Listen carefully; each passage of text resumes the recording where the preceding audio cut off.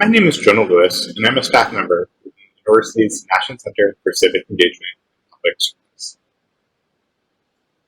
This presentation is about GW votes and voter registration and voting in the United States in general related to the November 2020 election. GW Votes is a nonpartisan coalition of GW students, faculty, and staff that promotes voter registration and engagement among our student body. You can learn more about the GW Votes program in general at serve.gwu.edu/GW-votes. In the United States, in order to vote in most states, you must be registered.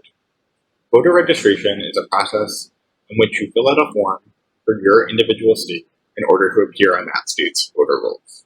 In order to register to vote in the United States, you must either be a U.S. citizen and you must be 18 years or older to vote by Election Day. Election Day this year is Tuesday, November 3rd, 2020. There are a few different reasons to register. The most important for college students is that if you've not been registered to vote before. Many of you have recently turned 18 and thus need to register for the first time. However, if you've already been registered, you sometimes will need to re-register if you've moved permanent addresses, such as you and your parents moving from one house to another, or if you've had legal changes to any part of your identity, such as your name or legal gender, or if you would like to switch political parties for the purpose of voting in primaries. There's also the question of where to register. If you are spending the fall 2020 semester at home outside of DC, you should register at the address you will live on November 3rd, 2020. If you will spend the fall 2020 semester in DC, you may register to vote either in DC, or if your permanent address is not in DC, you can register to vote wherever your permanent address may be. However, you cannot register to vote at both. You may only choose one to register. If you do choose to register in a state that is not DC, you'll either have to travel back to that state to vote, or you'll have to request and complete an absentee ballot. We'll talk a little bit more about absentee ballots in a second. The voter registration process is pretty simple.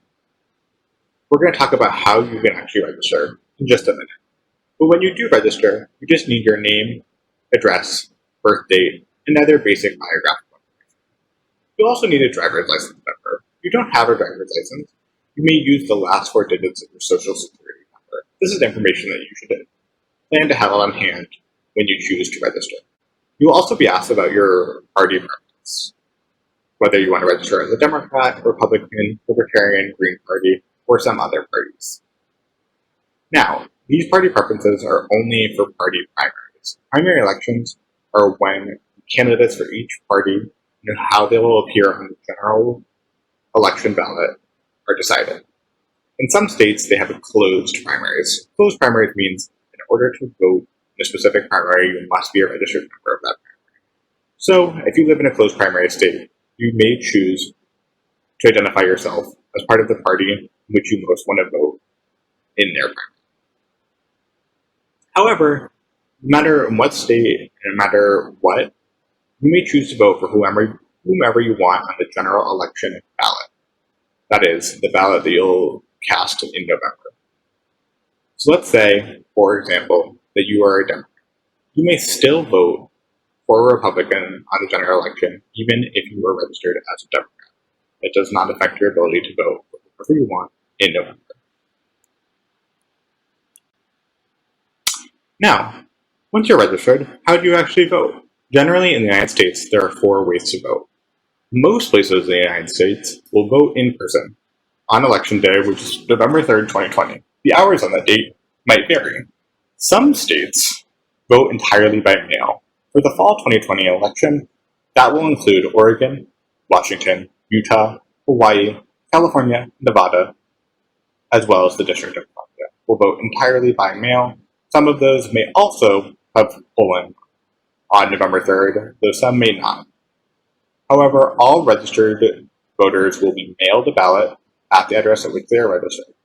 You must then complete this ballot and mail it back. Some states also have early voting. When early voting is available, it is generally available 1 to 2 weeks before the election, and there will be several different sites set up across the county or region in which you live where you'll be able to register early.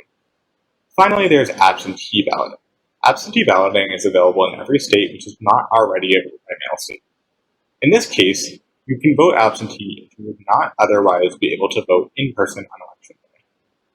If, for example, you'll be in DC on election day but voting in a different state, that is always a reason that you'd be able to vote absentee. So you would request an absentee ballot from your home state, have that ballot sent to you, you would complete it, and then return it.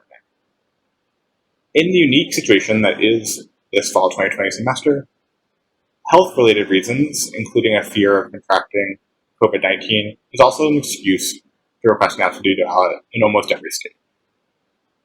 Now, again, with the situation related to COVID-19, election information is in flux. We suggest that you check your state or county's voter website close to the election to make sure that all information stayed the same. You can also visit vote411.org before you vote to receive the most up-to-date information for your county or state. Fortunately, we also partner with an organization called TurboBot. TurboBot will help you register to vote. It will help you request an absentee ballot if you need to do so. It will also help you find your polling place and send you reminders to vote near and on election day. To go to our specific TurboBot page, you can go to gwu.turbobot.org at any time. The whole process takes no more than 10 minutes. If you need more help, you can visit vote411.org for in-depth information about voter rules and regulations, including very specific deadlines for every state in the United States. You can also visit ballotready.org, which provides in-depth information on what races are to be found on specific ballots, so that you can educate yourself about the information and the elections that will be taking place in your state or your county. You can also email the GW Votes team at gwserves@gwu.edu